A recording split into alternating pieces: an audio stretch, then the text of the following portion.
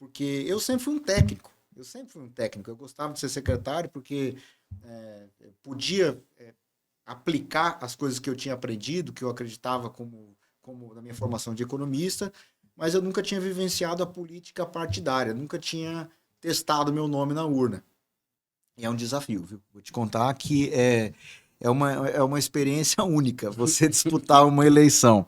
Porque você aprende muito também, né? Você sai dentro da sua zona de conforto, você tem que pedir voto para todo mundo. E no meu caso eu tive quase 16 mil votos. Tem muita gente que fala, mas não é muito, mas vai lá, ter 16 mil pessoas apertar o seu número na urna, é bastante, não é? Meu nome é Felipe Ávila e hoje comigo aqui eu tenho Pedro Pedrociano Neto, deputado, vice-líder do governo. Seja bem-vindo, deputado. Um prazer ter você aqui conosco hoje. Prazer estar aqui com você, Felipe, com todos os nossos amigos aqui do podcast. Prazer. Muito obrigado por estar aqui conosco hoje. E, aliás, eu vou ter que iniciar esse podcast fazendo uma confissão a você. Quando eu fui estudar você, eu falei, cara, ele é muito estudado, eu vou ter que fazer umas perguntas mais complexas, alguma coisa nesse sentido. Porque quando eu fui ver teu currículo, é um baita de um gabarito, aliás. Não começou assim, de repente. Tem uma história, né? A gente construiu uma carreira, uma biografia, uma trajetória até chegar aqui. Você está com quantos anos, deputado? Eu tô com 43 anos. 43 anos. Sem cabelo branco ainda. Pois é, eu vi Você que vê? a calvície só tá comigo aqui. Mais aqui ou tem menos. alguma coisa. Um dia atrás eu andei dando uma olhada. Dava uma Não sei se- arrumada aqui do lado, penteado diferente. É. E hoje, dentro dessa trajetória, são 40 e... Você falou 43 anos. 43 anos. Mas por mais, e logicamente o seu próprio nome já denuncia que existe uma herança familiar política, mas você não viveu sempre dentro da política, não foi algo dentro de sua trajetória apenas política, como uma família política, não é mesmo? Na realidade, a minha história de vida começou... eu busquei sair do Mato Grosso do Sul muito cedo. Eu saí daqui quando eu tinha 13 anos de idade. Uhum. Eu fui morar em São Paulo, morei com uma tia minha, tive a oportunidade de fazer o primeiro e o segundo ano do colegial. Posteriormente, eu tive a oportunidade de ir para os Estados Unidos. Eu passei um ano em Nova York, aprendi inglês, tive uma vivência de fora, uma cidade cosmopolita que é Nova York, um outro mundo, né? Eu tinha 17 anos, volto aqui para o Mato Grosso do Sul. Passei um ano, fiz o vestibular, entrei na PUC em São Paulo, voltei para São Paulo e voltei, assim, aí terminei PUC, fiz a graduação, fiz o mestrado na própria PUC, lecionei na PUC durante 5 anos, dei aula de tudo, de economia, de administração. O mestrado era de economia? O mestrado em economia. Mestrado em economia política, o estrito sensu, o mestrado acadêmico mesmo. E lecionei durante 5 anos na PUC, era prata da casa lá, saí do mestrado já para dar aula. E virei auleiro, né? Eu já dava aula de economia, de administração, de relações pro pessoal de relações internacionais, para jornalismo, para o direito, sempre na temática da economia. Trabalhei 5 anos também na Federação das Indústrias do Estado de São Paulo, a Fiesp. Fui também vendedor de telemarketing, vendi ar-condicionado. Trabalhei na área internacional da Fiesp, eu coordenei a área de economia internacional da Fiesp, uma área muito interessante. A gente cuidava das negociações internacionais de livre comércio do Brasil. Uhum. Então, o Brasil, naquela ocasião, era 2004, né? 2004 até 2009 que eu tive lá. Cuidava de acordos de livre comércio do Brasil, do Mercosul, com a União Europeia, com os Estados Unidos, no âmbito da ALCA, da Área de Livre Comércio das Américas. Mas quando você fala que você trabalhava na área de comércio internacional, era especificamente fazendo o quê? Não, era uma área sobre negociações internacionais. Então, qual que era a ideia? Que nós pudéssemos analisar os acordos de livre comércio que estavam sendo propostos entre os blocos. Caso o Mercosul com a União Europeia. Ok. Então, por exemplo, nós vamos retirar todas as tarifas de importação de automóveis para o produto alemão vir para cá. Por outro lado, a gente quer que abra o mercado de açúcar brasileiro, o mercado de soja, o mercado de carne bovina. Então, a gente fazia toda a área econômica, simulações econômicas, de ganho de perda, de desvio de comércio, de abertura de novos mercados. Enfim, toda a modelagem econômica para subsidiar o posicionamento do setor privado, que era a Fiesp, e do próprio governo brasileiro com relação a todas essas negociações internacionais. Então, passei muito tempo estudando a Organização Mundial do Comércio, rodada Doha de desenvolvimento, fui para Genebra, passei 6 meses lá com a missão permanente do Brasil em Genebra, junto com os diplomatas brasileiros. Então, uma experiência muito rica. Tive a oportunidade também de montar uma consultoria com o Roberto Gianetti da Fonseca, ele era meu chefe na Fiesp. Depois nós montamos uma consultoria, eu era sócio, no setor privado, muitos contratos, trabalhando com grandes empresas, grandes multinacionais. E quando eu achei que eu tinha reunido um patrimônio em termos de histórica, de vida, não só patrimônio financeiro, mas que eu tivesse com experiência suficiente no campo privado, aí eu ia voltar para o Mato Grosso do Sul para fazer aquilo que era meu sonho, que era fazer política. Mas você sabe então eu saí dos 13 e voltei com 33 anos de idade para o Estado. Quer dizer, passei 20 anos fora. Agora, deixa eu voltar um pouquinho nesses 20 anos, porque eu acho interessante essa trajetória, porque de fato é uma baita de uma bagagem para poder trabalhar como política. É verdade. Né? Eu, particularmente, tenho essa grande percepção de que muitos políticos, infelizmente, não têm noção do que é o setor privado. Do que é o setor privado, do que é uma PPP, uma parceria público-privada, de como é que funciona. Vamos baixar imposto. Baixar da onde? Você vai tirar da onde? Você vai colocar onde? Fazer uma reforma tributária, baixando imposto. Aliás, eu ouvi agora, nós estamos essa semana com a discussão da PEC 6 em 1 no Congresso Nacional, que foi, na verdade, não é nem discussão, nem foi trazido para votação, mas só discussão da matéria em si. E eu vi um deputado ele dizendo, gente, mas é lógico que para mim seria muito fácil dizer, gente, vamos aumentar o salário mínimo 10 vezes, vamos simplesmente baixar a carga, mas quais são as consequências disso? E poucas pessoas de fato compreendem esse elemento. Agora, você disse que voltou para realizar um sonho. Você sempre quis trabalhar com a política, sempre quis voltar, ou de repente, em algum momento, antes de voltar para Mato Grosso do Sul, que te deu start? Puxa, vou voltar para lá e vou mexer com política. Porque você nasceu com política dentro de casa. Nasci com política dentro de casa. Perfeito. Mas você saiu. Foi fora. Foi distante do próprio estado. Estados Unidos. O que eu não queria? Eu não queria que eu fosse apenas o neto do Pedro Pedrocian, que era um homem cuja trajetória de vida se confundia com a construção do próprio estado, com Mato Grosso Uno e depois com Mato Grosso do Sul. E se eu tivesse ficado aqui, eu acho que eu teria uma visão apenas local e ficaria muito como se eu estivesse debaixo da saia, né? Não teria sua trajetória. Não teria minha trajetória própria. Então eu busquei construir essa carreira e que eu pudesse ter luz própria lá fora e voltasse para cá. Mas você pensava em voltar mesmo? Pensava. Sempre pensou mesmo quando... Nunca na vida você vai tomar uma decisão, não é uma coisa assim tão clara e tão nítida, né? Você estava aí contando a sua experiência de visitar 196 países. Você talvez tivesse tido um sonho, mas nunca colocou isso como meta, né? Então, assim, a vida vai levando a gente para diversos caminhos. E em determinado momento eu achei que eu poderia fazer esse retorno, até mesmo estudar economia, porque a economia é uma ciência muito interessante, né? Porque ela deriva da economia política, que é a ciência do estadista. Lá atrás, em 1790, quando a coisa começa a surgir, é a ciência do estadista. Então, primeiro ela é a economia política e depois que ela vira apenas o economics, né? Que é tal como a gente conhece hoje. Mas a própria formação mesmo já está ligada com essa coisa de pensar o público, de pensar o desenvolvimento do país. Então, a minha formação foi pensando isso. Pensando política pública. Eu imagino, até porque você fez economia política no mestrado. Eu fiz economia política no mestrado, né? E eu achei que tinha oportunidade de eu voltar para o Estado e dar uma contribuição, com uma visão de fora, combinando com as coisas que eu sabia daqui do Estado e continuar o legado do meu avô. Aí eu voltei aqui para o Estado, era 2013, eu tive a oportunidade de trabalhar um ano no final do governo do Dr. André Putinelli. Eu fui secretário adjunto de desenvolvimento da produção na Seprotur, a convite da hoje senadora Tereza Cristina, ela que me convidou, me deu a primeira oportunidade. Você conhecia? Eu a conhecia um pouco de São Paulo, mais um pouco da família, mas era mais o relacionamento com São Paulo. Por conta da Fiesp.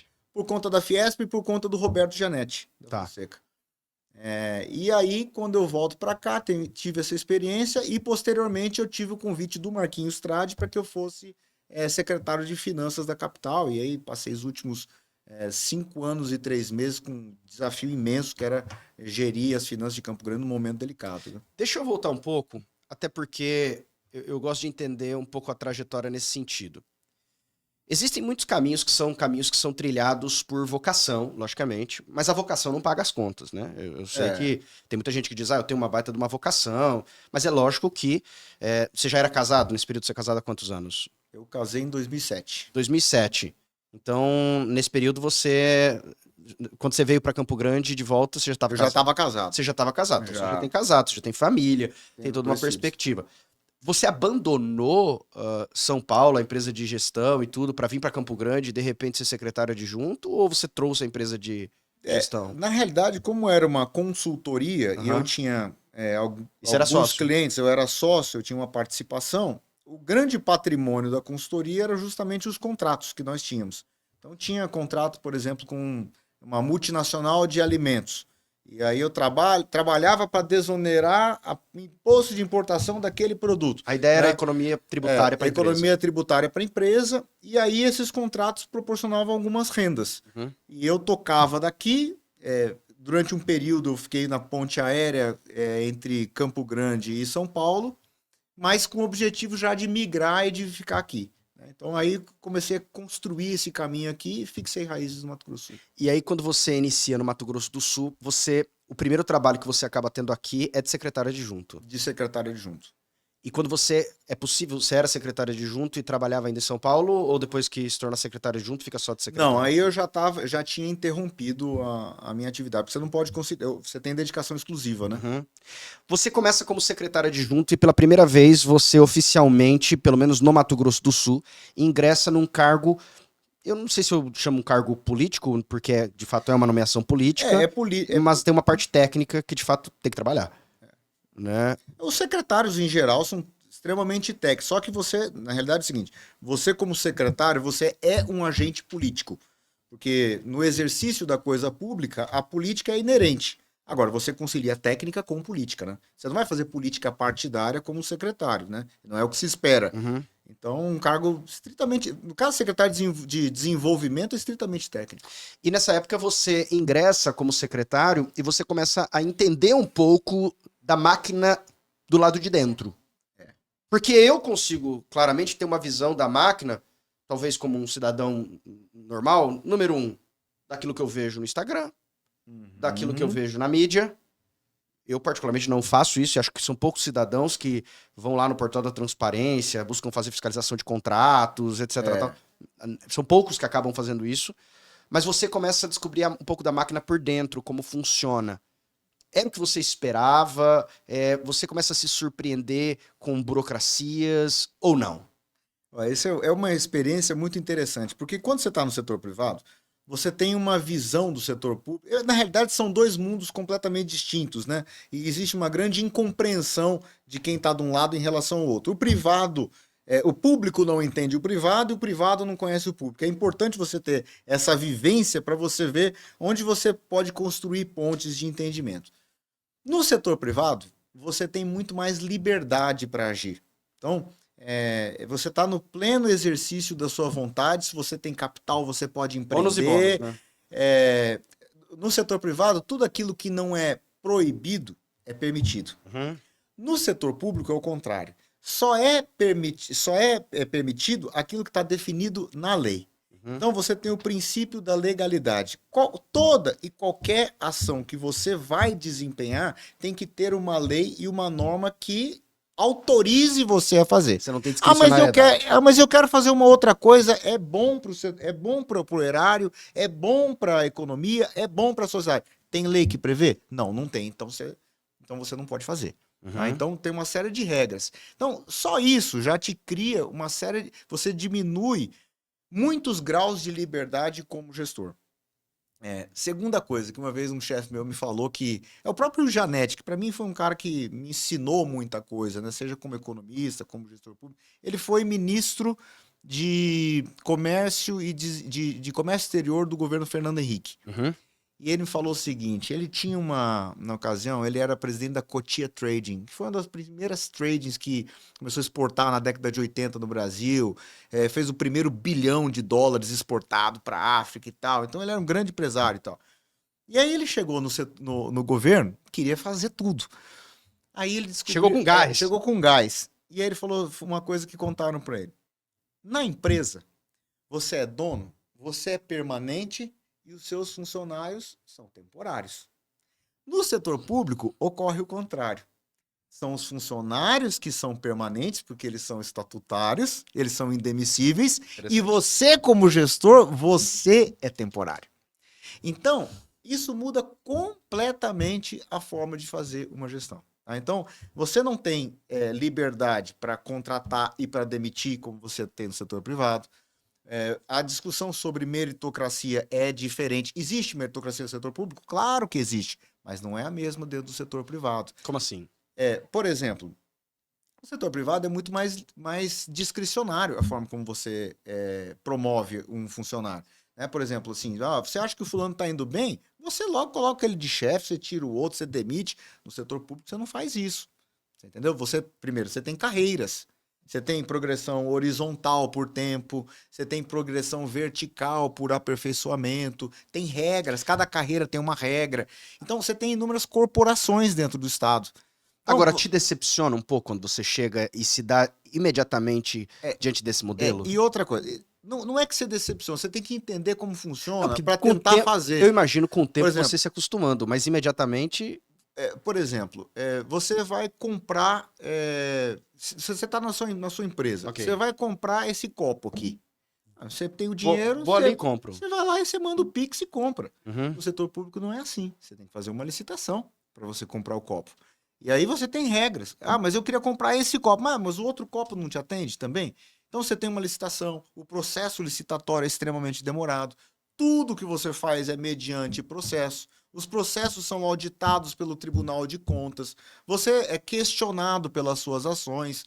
Então, tem certas coisas que fazem sentido do ponto de vista técnico fazer, mas você não consegue defender isso politicamente, né? Porque as pessoas têm outra percepção do que é. Então, tudo isso é o desafio da gestão pública. Então, quem vai no setor público achando que é como no setor privado, se frustra. Então, o que eu acho que é legal? É você pegar esse DNA que tem no setor privado, que é a vontade de criar, que é a vontade de prosperar, a vontade de inovar. E aí no setor privado é muito mais fácil você inovar, você pegar esse espírito para tentar reformar a máquina pública. Mas ela é muito engessada e o que nós precisamos... E aí que é justamente, na minha visão, a grande agenda que nós temos que fazer no Brasil é fazer uma agenda de diminuição do tamanho do Estado. Eu acho que o Estado brasileiro é muito grande, perto do nosso PIB per capita. Então, por exemplo... Você fala a quantidade de pessoas? Não, pela nossa renda. Eu acho assim, o Estado brasileiro... Então, mas quando a gente fala diminuir Estado, é uma percepção de eu tenho uma folha muito grande, desnecessária, diminuição de Estado seria qual sentido? Eu acho o seguinte, a carga tributária brasileira é uma carga tributária bastante elevada. Uhum. Nós estamos mais de 33% do PIB é imposto. Se você pega a carga de impostos, assim, por exemplo, hoje, lógico, nós estamos caminhando para uma reforma tributária, né? Uhum. Mas hoje você tem IPI, PIS, COFINS, a CSLL, imposto de renda, adicional de frete da marinha mercante, etc e tal. Então, os impostos são muitos, eles são extremamente complexos, eles são em cascata, eles competem um com o outro, né? E além disso tudo, além de caro, é difícil você fornecer informações para o fisco. Então, por exemplo, você tem que pagar o imposto e informar que você pagou corretamente. Então, todas essas chamadas obrigações acessórias, que é pagar e informar que você fez, custa advogado, custa contador, custa tempo, custa burocracia. O Estado brasileiro é extremamente burocrático. É licença para tudo, é alvará para tudo. Então, isso acaba tolhindo a capacidade de criação de riqueza e de prosperidade na sociedade. Por isso que eu acho que nós devíamos ter um Estado menos pesado, a carga de impostos menos pesada, para que nós tivéssemos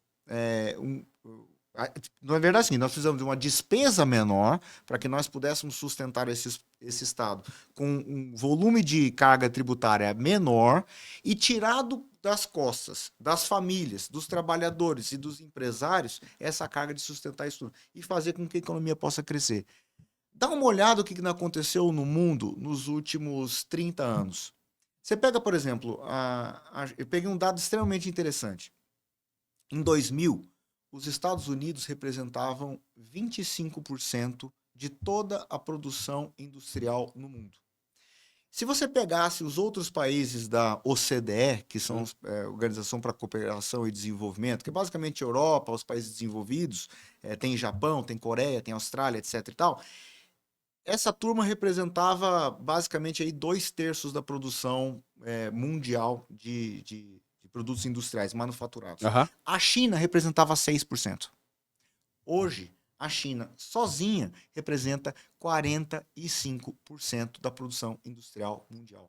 E os Estados Unidos, 11%. Esse foi um elemento de dizer, alteração de política pública, De claro. política pública. Então, o que aconteceu com esse milagre econômico chinês? A China entrou de cabeça no capitalismo, né? Uhum. Na geração de... não é o capitalismo, é uma economia de mercado, uma economia desregulada, aberta ao capital estrangeiro, pró-inovação, pró-produtividade, voltada para o comércio exterior, voltada inicialmente para a produção de produtos baratos, competitivos, para acessar o mercado norte-americano, começa a exportar, começa a receber investimento estrangeiro direto, e em 30 anos eles receberam mais de 20 trilhões de dólares em investimentos. O que aconteceu? A China hoje é a maior economia do mundo se você levar em consideração paridade de poder de compra, que é o PPP. Se você olhar em dólar, ela é menor que os Estados Unidos ainda. Mas se você olhar em volume de bens manufaturados, tudo que é gerado, ela já é a maior economia do mundo. Agora, Então ela cresceu 10%. O que eu quero extrair disso? Eu acho que o Brasil, é lógico que nós não temos como copiar o modelo chinês, porque ali nós estamos falando de uma ditadura, certo? É uma ditadura, ela é uma ditadura. Você vê a contradição. Né? Você tem uma economia de mercado, que todo mundo pressupunha democracia, né? Mas eles têm uma economia de mercado liberal em vários aspectos, combinado com um regime político ditatorial. É um modelo híbrido. Né? Então, assim, o que eu queria para pegar... quem é de fora de uma maneira, para quem é de dentro é de outra maneira. Nós deveríamos ter elementos para fomentar a nossa economia e fazer com que esse país pudesse crescer, desenvolver, gerar renda, gerar emprego, combinando com democracia, porque nós somos mais ocidentais e não temos essa visão do chinês, né? Claro, graças a Deus. No Brasil, necessariamente, é interessante que quando alguém vai entrar num cargo político, eu entrevistei agora na época das eleições para vereança, alguns candidatos a vereadores, e é interessante de que a grande maioria não sabia ou sabia de maneira equivocada os limites de atuação de um vereador. Tem muita gente que diz, vou fazer isso. Fala, meu querido, não pode, não é sua competência. A competência, às vezes, nem estadual era competência a nível federal. E o Brasil, diferentemente de nações como, por exemplo, os Estados Unidos, o princípio federativo nosso é um princípio muito preso às decisões do Congresso Nacional e uma baixa autonomia dos estados em muitas matérias que são de competência exclusiva. Você pega Estados Unidos, por exemplo, questão de armas, questão de aborto, questão necessariamente de aspectos criminais, é permitido com que cada estado regulamente individualmente como ele entende a respeito disso, podendo apenas a Suprema Corte, na grande maioria dos casos, alterar. Agora, aqui não é assim. E você, como advogado, sabe bem disso, né? Quer dizer, você pega a Constituição norte-americana, uma Constituição extremamente simples, de poucos artigos perto da nossa, e a nossa uma hipertrofia legislativa, que o legislador aqui, é curioso. A gente juntou todos os grupos. Você pega a vida política no século passado, o Brasil teve uma série de turbulências. E nós saímos do período da ditadura com vontade de construir uma Constituição cidadã. Uhum. Era o apelido. Essa era a perspectiva. Era o apelido dela. É a Constituição cidadã. E para estabelecer essa cidadania, o Constituinte escreveu tudo dentro da Constituição. Tudo. Ele chegou até a querer regular a taxa de juros pela Constituição. Você sabe disso. É um artigo que é letra morta, na realidade, da Constituição. Né? Então, ela é um livrão, ela versa sobre todos os aspectos da vida nacional e, ao fazer isso, né, que era uma vontade de colocar no texto constitucional coisas que não poderiam mudar, porque a gente estava com o arrepio do período de exceção, período antidemocrático, né? Nós criamos uma Constituição complicada. E aí essa Constituição, ela impede muitas vezes as assembleias estaduais, porque tudo que você vai fazer é competência federal, as câmaras de vereadores também, por conseguinte, e cria um outro problema. Ao versar sobre muitos aspectos da vida do cidadão, tudo na Constituição, todo e qualquer conflito da sociedade sobe para cabe o pro Supremo Tribunal Federal. Então, olha só que distorção. Porque a Constituição é muito grande, todo conflito cai na mão do STF e o STF tem que se pronunciar sobre qualquer coisa dentro da vida privada. O que acontece? A percepção de que de um tamanho exagerado do STF Ele e fala uma sobre politização do STF. Né? Então, essa coisa que nós estamos vendo, que tudo cai no STF, deriva, na minha avaliação, lógico, por conta da composição do próprio STF, desses ministros que estão aí, que eu tenho uma série de críticas e muitos têm também, né? Mas também por um vício da forma como a Constituição está colocada. Versa sobre tudo, logo tudo vai para o STF. Agora, o fato da Constituição acabar versando sobre tudo, e de fato traz uma interpretação de muitos elementos, né? Aliás, qualquer artigo da Constituição pode ser contraposto a outro artigo se eu assim o quiser interpretar. Ah, sim. Né? Então, eu me lembro, foi engraçado, me lembro da época, e essa para mim foi uma grande surpresa, de interpretações constitucionais como próprios textos constitucionais em que a expressão dele foi reinterpretada. Eu dou um exemplo. Gênero. A palavra gênero, na Constituição, originalmente, representava, em 1988, masculino e feminino. Ah, sim. Mas hoje, diante de um movimento LGBT, se institui identidade de gênero. Ah, sim. Então, não mudou a expressão gênero, mas mudou-se a interpretação do que se entende da expressão gênero. E, por consequência, tudo aquilo que fala de gênero se altera a perspectiva da Constituição. Eu me lembro quando, e falando a respeito disso, principalmente o ministro Luiz Roberto Barroso era advogado, ele que advogou em favor do reconhecimento das uniões homoafetivas. E eu lembro exatamente da leitura do acórdão, nesse caso, em que a Constituição dizia: é reconhecido a união estável entre o homem e a mulher. E a discussão era, gente, pode até fazer uma emenda constitucional sobre isso, mas está escrito homem e mulher. E o Supremo interpretou: homem e mulher significa relacionamento. O ponto central aqui não é que eu estou ingressando na faixa se o Supremo acertou ou errou em reconhecer a união estável. A questão não é essa. A questão é, o constituinte originário disse algo e te dá muita gama para isso. Agora, eu fico imaginando, e aí vou voltar lá no princípio da legalidade, que você disse no começo, de podia fazer e não podia fazer, de que você começa a perceber de que a máquina travava porque não tinha lei que permitia andar para frente, e a máquina às vezes travava porque não tinha lei demais que não permitia andar. Nesse momento você já começava a pensar, então o segredo está na lei, em cancelar, em revogar algumas ou criar algumas novas, porque com lei é que pode andar para frente, ou com lei é que pode andar para trás, ou com lei, ou com ausência de lei que pode fazer andar. Você começa a perceber esse momento ou não? Olha, eu acho que assim, cada caso é um caso, mas eu acho o seguinte, o Brasil é o país que mais tem lei no mundo. Nenhum país no mundo produz tanta lei como no Brasil. Então, tem alguma coisa errada com isso. Eu acho que nós deveríamos ter menos leis mais simples, leis que dessem mais liberdade, que nós pudéssemos diminuir o poder da União e nós pudéssemos descentralizar mais para os estados e mais para os municípios, mais competências locais, para que os locais pudessem definir como se organizar.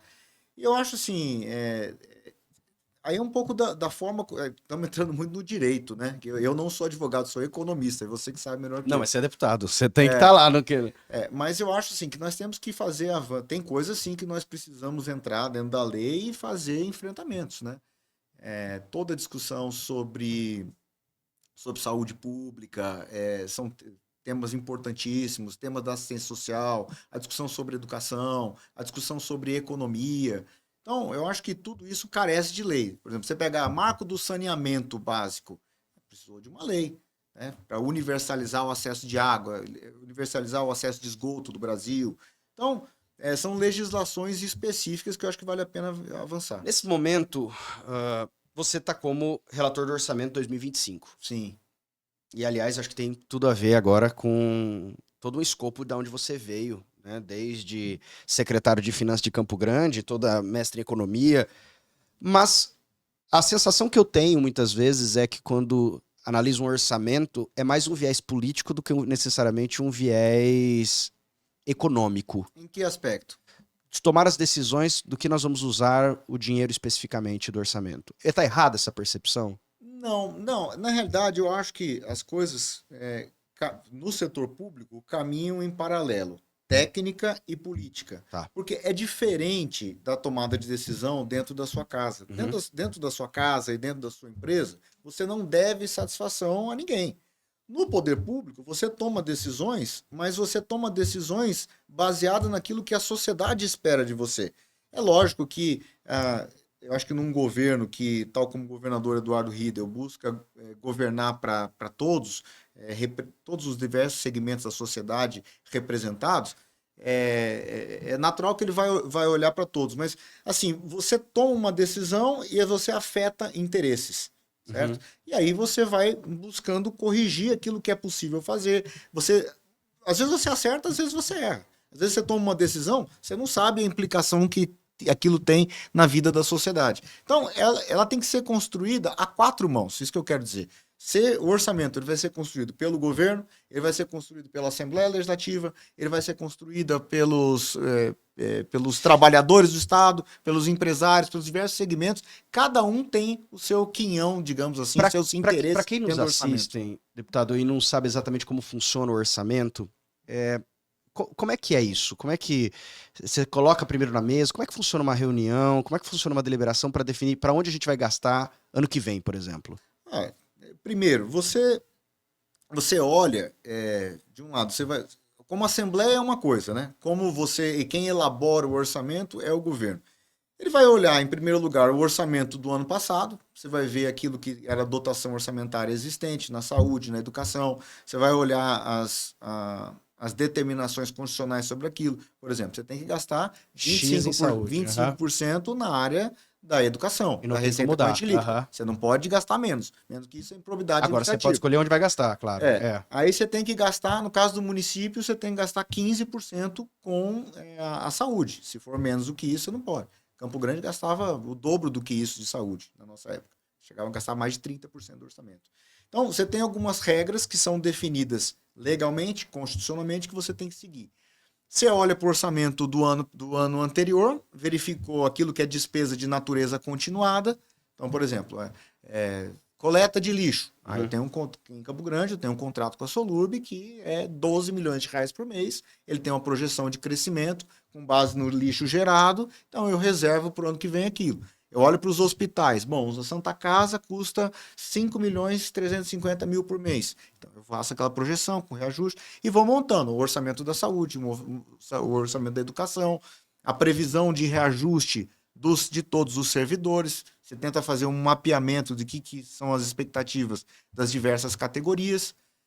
Olha um pouco a projeção de crescimento, no caso de Campo Grande, olha o IPTU, você olha o ISS, você olha os repasses do ICMS, você olha a arrecadação do ITR, faz uma projeção de receita de cenários e, com relação a isso, tenta fazer a distribuição. Então, com o objetivo, na minha avaliação, sempre de sobrar o máximo possível para o investimento, para que nós possamos fazer com recursos próprios e depender menos de recursos de terceiros, mas também pegando captação com financiamento, com banco. Acho que o objetivo é acelerar o crescimento econômico. Então, é mais ou menos assim que se elabora. Lógico que para você montar, você pega uma Campo Grande, que tem quase 30 mil servidores, numa cidade que quase 1 milhão de habitantes, um orçamento complexo. Cada pasta, você trabalha com um determinado cenário. Aí você manda para o secretário de saúde. Você tem mais ou menos tanto para gastar dentro da nossa perspectiva. Eu sei quanto que eu vou receber, perspectiva de receita. Eu sei o que eu gastei no ano passado, eu te dou um volume. E o secretário de saúde vai definir lá dentro, ele vai alocar dentro do que ele acha razoável. Aí você reúne todas essas peças. Agora acontece do secretário dizer, eu não tem como, eu preciso de mais dinheiro. É impossível. Não, mas essa é a guerra. Essa é a guerra. Porque todo mundo vai dizer que eu preciso de mais orçamento esse ano para o meu setor. São todos os secretários contra o secretário de Finanças, na realidade. Porque todos os secretários querem gastar mais, porque ao gastar mais, ao investir mais, a pasta deles cresce, ele resolve os problemas. Só que, se todos fizerem assim, o todo é prejudicado. Então, o secretário de Finanças tem o papel de baixar a expectativa e cortar aquilo que os outros fazem, entendeu? Porque ele cuida do conjunto do todo.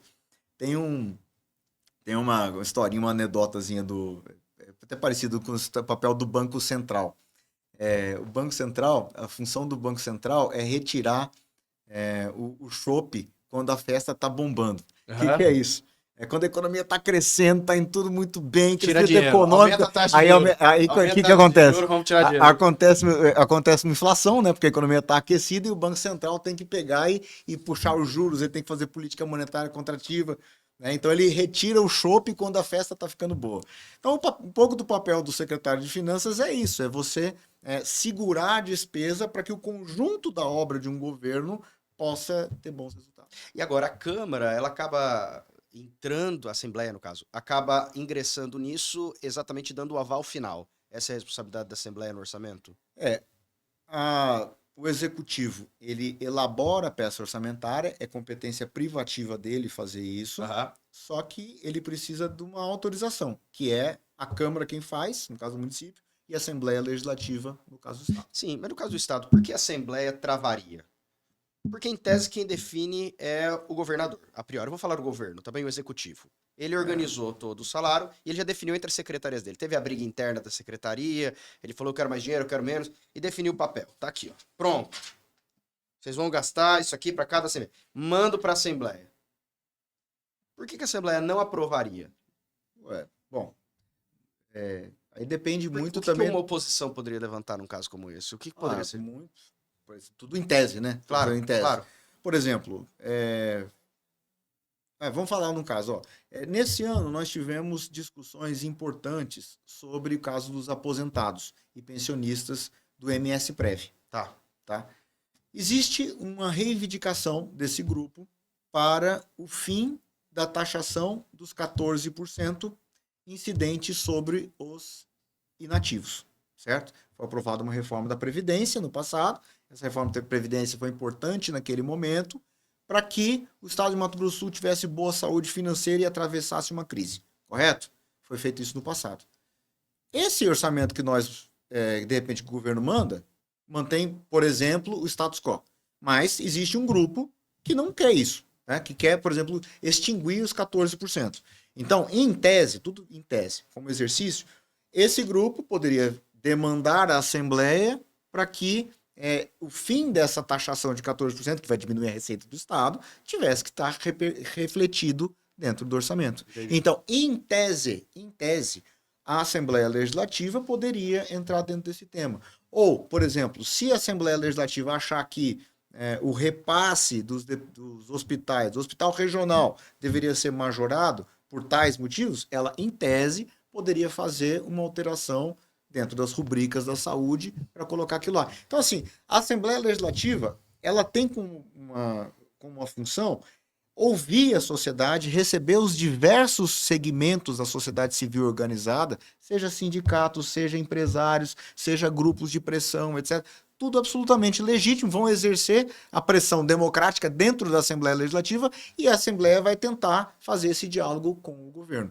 No nosso caso, acho que até a forma como a Assembleia tem se comportado é de uma maturidade política muito grande e muito alinhada com o governo.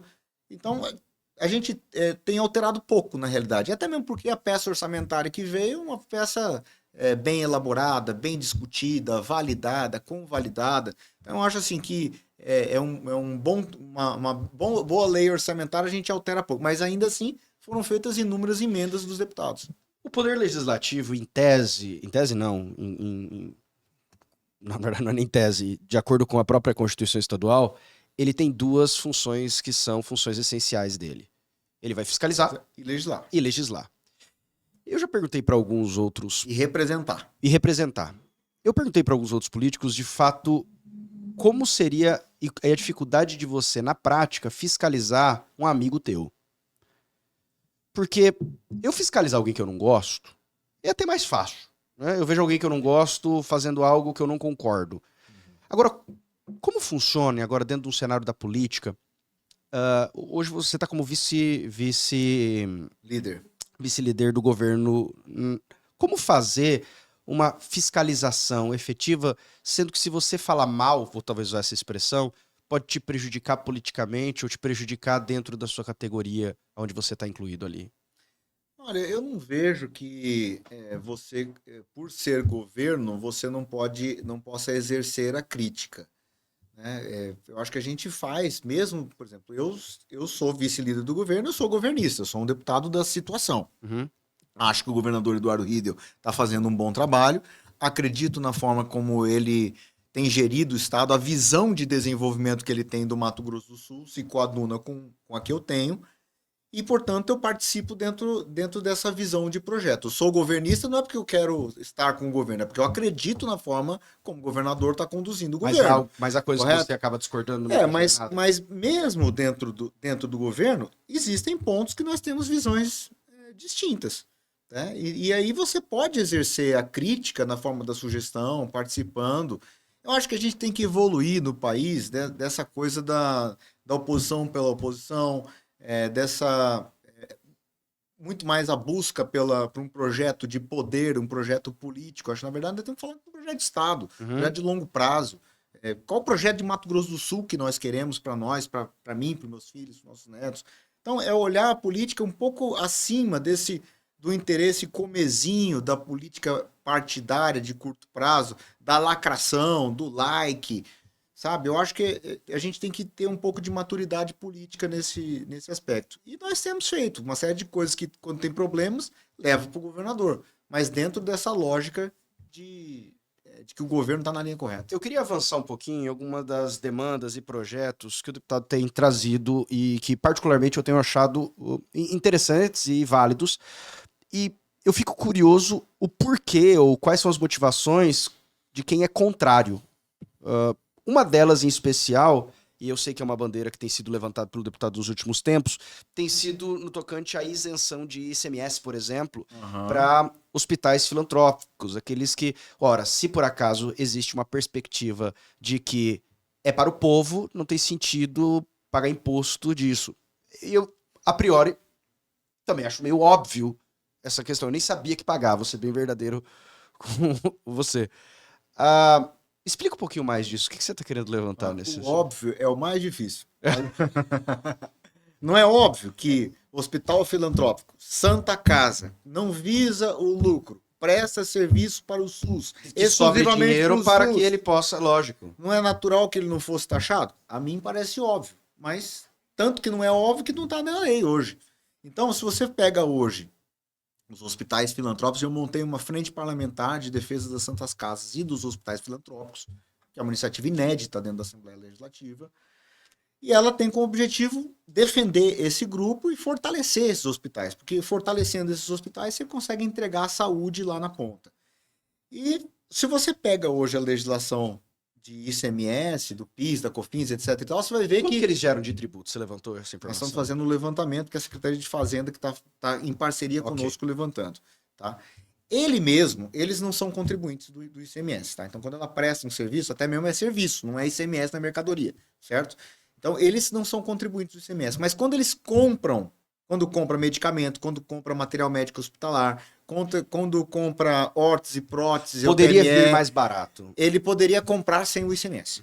Tá? Quando vai comprar uma máquina de ressonância magnética, vem da Alemanha essa máquina, tá pagando 17% de importação. Eu acho que não deveria pagar. Se ela comprar essa máquina de ressonância, vai atender o SUS. Se ela comprar com 17% a menos, você imagina o tanto de imposto que vai incidir a menos. Vai fazer um serviço, vai sobrar mais dinheiro para o hospital para fazer outro serviço. Então, quando você pega na legislação, tem coisa que está desonerada, tem coisa que não está. Esse medicamento para AIDS está, mas esse outro que é para AIDS também paga o imposto. Tá um saco de gato. Por quê? Porque não tem ninguém que sentou e pensou isso de maneira organizada. O que nós estamos fazendo? Vamos levantar todas as legislações que existem, vamos verificar todas as regras e vamos simplificar. O que eu quero? Toda e qualquer aquisição feita pelos hospitais filantrópicos que trabalham para o SUS e as Santas Casas seja desonerada de ICMS. Então ela vai comprar os seus insumos 100% desonerados e vai sobrar mais recurso no caixa dessas instituições. São filantrópicos para prestar serviço do SUS. E o que eu quero fazer? Você pega o incentivo fiscal no Mato Grosso do Sul. Se a Suzano, que está investindo 20 bilhões lá em Ribas do Rio Pardo, se a Eldorado, que está investindo valor significativo lá em Três Lagoas, se a JBS, todas essas empresas, quando elas vão fazer as suas compras, elas compram com 100% de desoneração do ICMS. Por que a Santa Casa tem que pagar?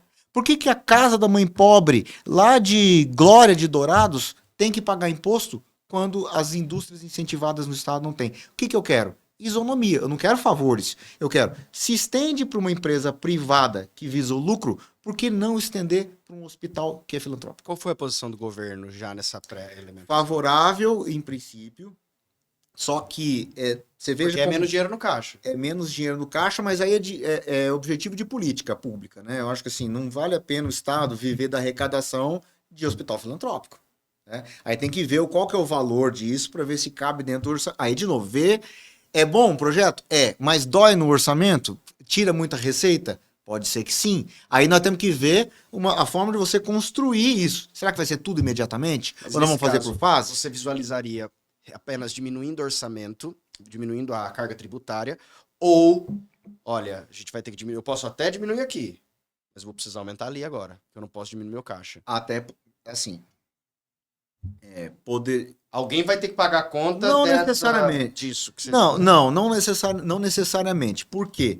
Porque já tem uma perspectiva de crescimento da arrecadação tributária. Então, por exemplo, o ICMS tem crescido a uma taxa por ano. Então, por exemplo, mesmo que você retire esses impostos da Santa Casa, vai crescer a arrecadação do ICMS porque a economia sul-mato-grossense está crescendo. Então você não vai precisar majorar impostos de outros. O próprio crescimento da economia do Mato Grosso do Sul vai gerar a compensação para essa desoneração. Nesse caso, necessariamente, de isenção de ICMS para hospitais filantrópicos, o deputado disse que criou até uma frente parlamentar quanto a isso. Sim. Esse levantamento tem sido já há quanto tempo já? A frente parlamentar? A frente parlamentar existe já há mais de ano. Foi no meados do ano passado. Você criou meados do ano passado. Meados do ano passado. Por que demora tanto? Justamente porque... Porque eu fico imaginando, desculpa sua interrupção. Elemento número 1, levantamento de valores. Ok, até porque o Estado quer saber quanto que eu vou parar de ganhar se por acaso a gente mas avançar nós nessa não temos linha. isso também, totalmente. Essa é a grande questão. Por que às vezes demora tanto? Porque assim, eu fico imaginando, o Estado para cobrar, ele é bom. Ele é bom. Ele é bom para cobrar. Você tenta esconder do Estado, ele vai achar. É verdade. Agora, portanto, eu parto de um pressuposto de que se eu perguntar para o Estado, quanto a Santa Casa de Campo Grande pagou de ICMS de produto? Eu acho que se ela não tivesse pago, ele acha para cobrar. Uhum. Agora, eu quero saber quanto que ela pagou para eu saber fazer um projeto para isenção. Por que demora tanto tempo para fazer um levantamento relativamente simples no século XXI com todo esse nível de informação? Mas não é tão simples. Não é? Não é tão simples. Até, por exemplo, esse número nós não temos ainda no detalhe. Nós criamos um grupo de trabalho com a Secretaria de Estado de Fazenda para fazer o levantamento.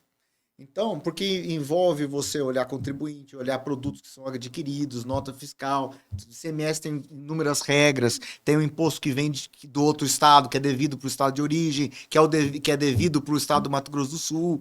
Tem muita regra, não é tão simples você fazer.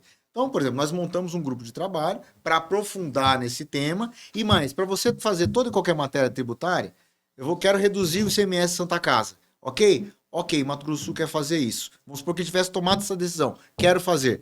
Precisa ter a anuência do Conselho de Política Fazendária, que é o CONFAS. Uhum. Então tem que validar com outros 26 estados da federação, para que todo mundo fale, ok, Mato Grosso do Sul pode fazer.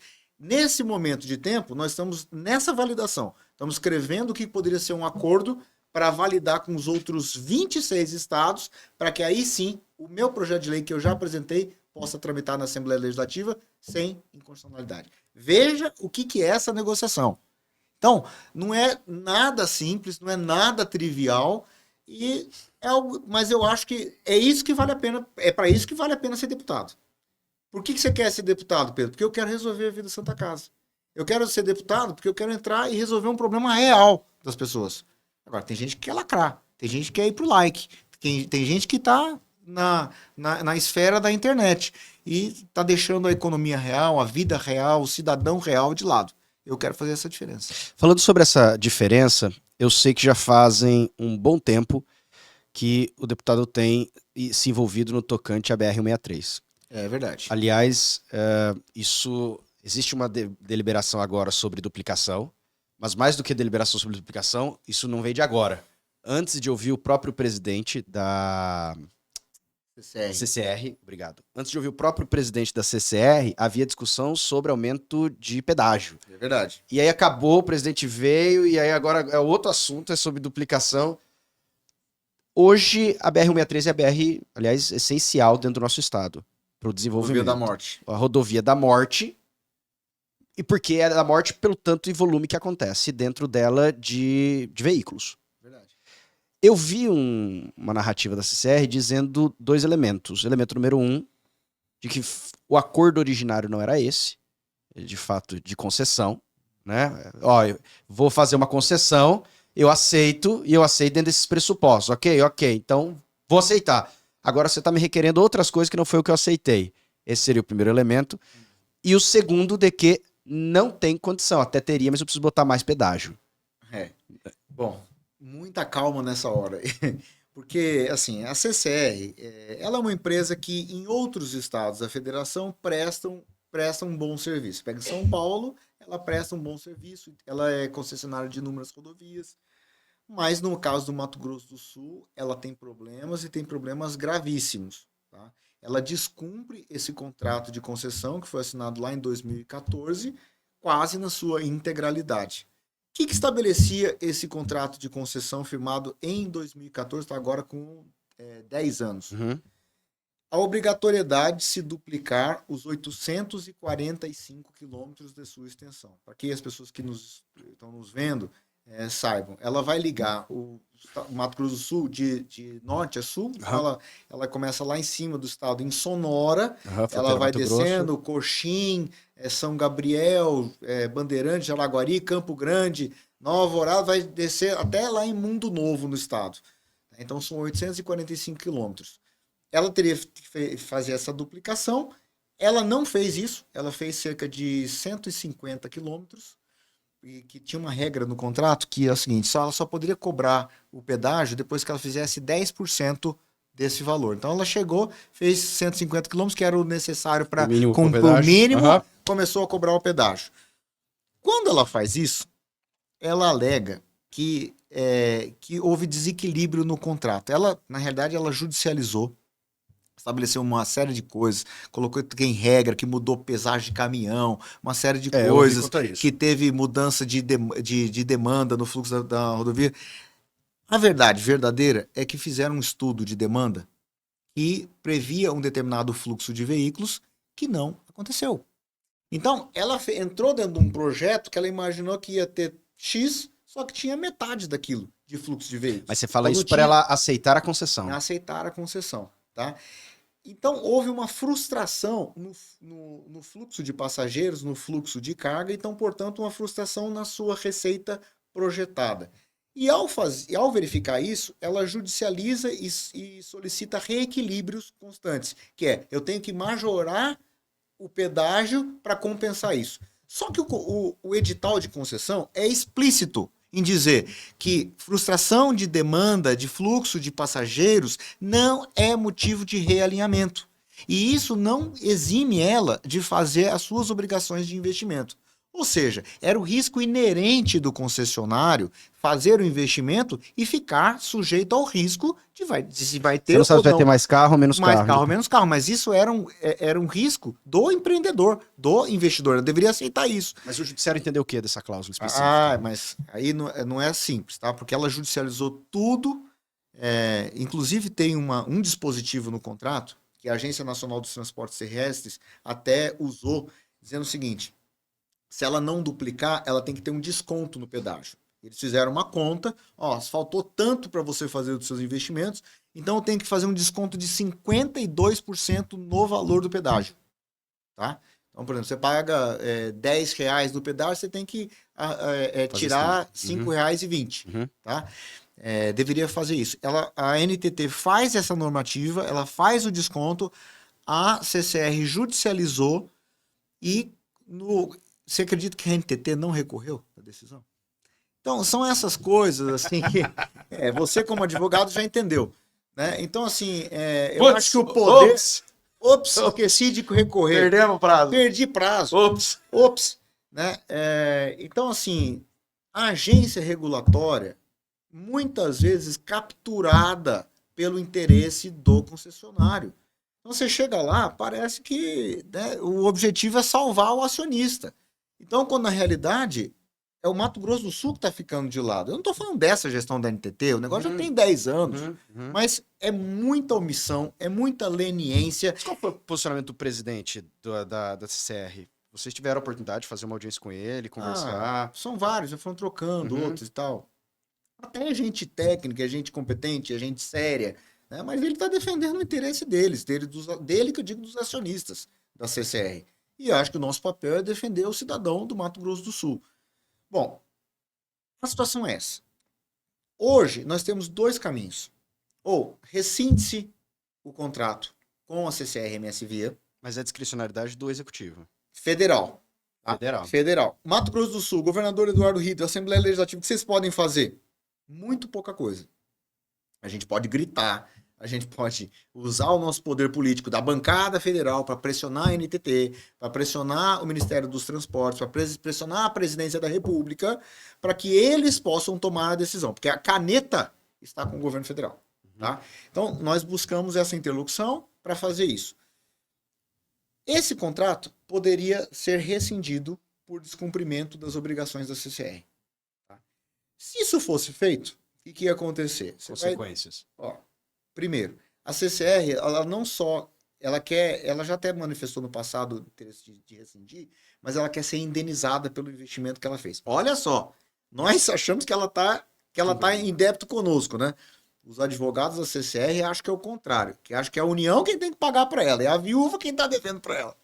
Então elas acham que tem que ser indenizados desses investimentos, que aí é coisa de bilhão, que ela vai judicializar. Sim. Isso pode demorar muitos e muitos anos sem ela, se ela não fizer um acordo de rescisão com indenização, ela pode sentar em cima dessa concessão e ainda passar muitos anos protelando isso, tá? Quando eu digo 2, 3 anos acontecendo, sem entregar a concessão, porque aí é litigioso. E, vamos supor, entregou a concessão. Quanto tempo demora para você fazer uma nova licitação? É isso que eu fiquei pensando. Felipe, faz novo estudo de demanda, contrata consultoria. Você pode demorar aí pelo menos mais 2 ou até 3 anos para fazer um novo leilão. Então, olha que armadilha que nós estamos. E isso que nós estamos ignorando, a questão do subjúdice, né? Segura a nova concessão até a gente deliberar essa matéria. Exato, tá tudo judicializado, tá tudo. Você vai pegar o processo, eu fui baixar, é um negócio assim, ó, milhares de páginas, milhares. Eu demorei 6 meses para começar a entender o negócio, tanto de coisa para ler. Então, assim, se nós formos pro conflito, pra briga, pode demorar 3, 4, 5 anos. Tá? Agora... travado. Aí, o que aconteceu? Nesse interim, houve uma medida provisória que estabeleceu a regra da chamada repactuação. O que é a repactuação? Inúmeros contratos no Brasil estavam com esses problemas. E o governo federal baixou uma medida provisória autorizando esses contratos com problema a serem reformulados sobre outros aspectos. A empresa, olhando essa legislação, falou, não, eu quero repactuar, não quero rescindir, quero continuar. E apresentou um pedido de repactuação junto à NTT, junto ao Ministério dos Transportes. Isso está sendo analisado nesse momento de tempo pelo Tribunal de Contas da União, e é uma turma que vai julgar, são 3 ministros. Tá? O primeiro ministro, que é o ministro relator, acabou de proferir na semana passada um voto contrário à repactuação. Por qual motivo? Aí eu vou te explicar. E agora tem outros 2 ministros que vão votar. Esses outros 2 ministros do TCU vão votar amanhã, quarta-feira, dia 13. Pode ser que eles façam 2-1 e vençam o voto do relator, autorizando a repactuação, ou eles podem seguir o relator e dizer o seguinte, não, CCR, essa repactuação que você propõe vai desfigurar o contrato original, então, portanto, o caminho correto é rescindir motivadamente e relicitar, correto? Pedro, o que você acha que vai acontecer? Não tenho a menor ideia. Não sei se os outros ministros vão seguir o relator ou vão vencê-lo no voto. Mas você acha ruim a repactuação? Pelos termos da medida provisória. Não necessariamente ruim. Tá? O que está Está colocado. Seguramente é pior do que a duplicação. Porque não está sendo colocado a duplicação de 845 quilômetros, que era o objetivo original, certo? Eu, como cidadão, como motorista, quero os 845. Por outro lado, vamos falar a verdade, não para de pé se você estabeleceu os 845 de investimentos.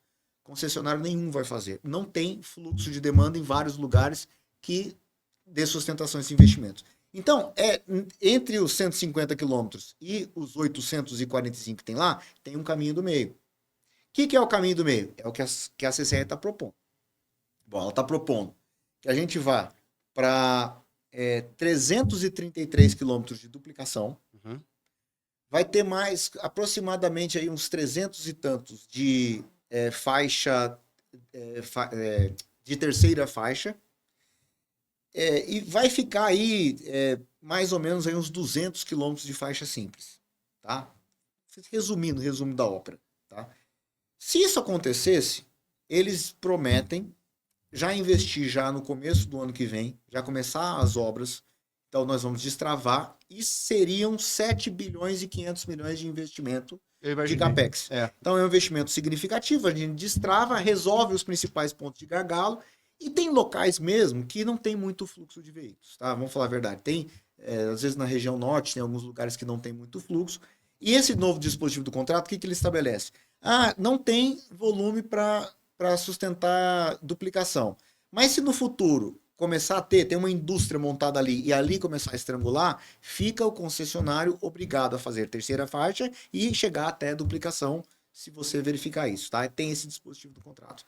Então, eu acho assim que é um meio termo que está sendo proposto. A gente também não sabe exatamente tudo que está sendo proposto, porque o que eu sei disso? Porque a empresa esteve aqui, conversou com o governador Eduardo Riedel, o governador chamou alguns deputados, eu estou estudando o tema, chegou até mim, mas a CCR não discutiu isso abertamente. Você, como advogado, se você tentar entrar dentro do processo, o processo é sigiloso. Então, é uma repactuação secreta, porque, na realidade, isso não está definido, não está amplamente divulgado, não está discutido em audiência pública. Então, é uma crítica que se eu como parlamentar tenho, você imagina o cidadão comum que está usando a... Agora, como parlamentar, você bem considerou que essa posição acaba sendo mais uma posição de clamor como um representante do povo. Porque Sim. Fiscalização, você não está fiscalizando algo diretamente relacionado ao executivo estadual. Legislativo, na verdade, não há nada necessariamente que você possa legislar para que possa melhorar ou piorar esse cenário. Não. É mais como um clamor de alguém que tem mais voz. O instrumento é esse aqui, é o microfone. É isso, né? É o microfone, é o poder que nós temos sobre a opinião pública.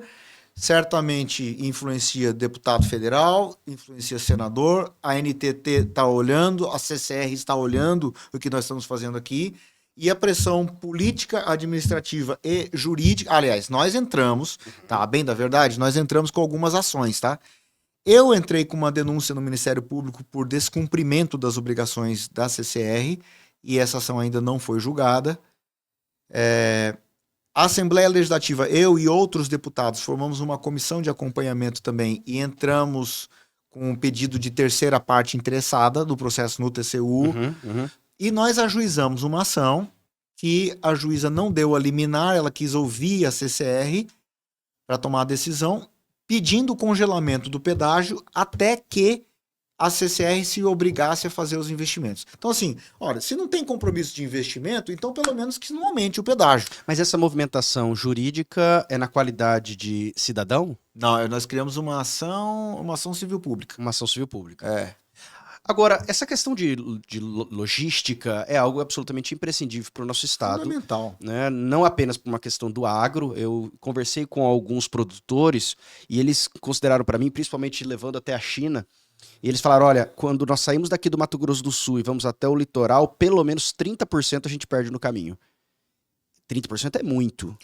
Perde de quê? Você diz é o custo do transporte? Não, eu digo exatamente de do muito desperdício. Muito não sei desperdício. Se é tudo isso. Não é tudo isso. Falaram por questão de rodovias no meio do caminho, por questões de trepidação, por questões... de muitos elementos. Eu não sei, essa foi a informação que chegou a mim. Parece exagerado o número, mas é alto. Ok, mas que fosse 10. É. Né? Que fosse um número menor que esse. E muitos deles acabaram voltando e falando sobre a diferença entre países como Europa e Estados Unidos, que tem o sistema que nós não temos mais hoje, tínhamos no passado, de ferrovias, por exemplo. É verdade. Né? Falaram, olha, se tivesse a ferrovia, a gente colocava lá, é trilho fixo e não tem mais.